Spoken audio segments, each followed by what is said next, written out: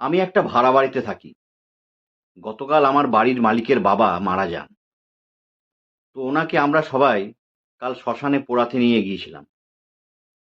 একদিকে বাড়ির মালিকের বাবা শ্মশানে চিতায় পুড়ছেন, আর অন্যদিকে আমার মালিক, বাড়ির মালিক আমাকে বললেন, দেখেছো কুন্তল, ওই যে চিতায় যে মানুষটা পুড়ছে তিনি আমার বাবা, কোটি কোটি টাকার মালিক। কিন্তু দেখো, আজকে ওনার হাতে না আছে টাকা, না পরনে আছে কাপড় চোপড়, না আছে অহংকার, না আছে কোনো কিছু। আমরা এই পৃথিবীতে সবাই ঘুরতে আসি জানো, যার যখন সময় শেষ সে তখন চলে যাবে।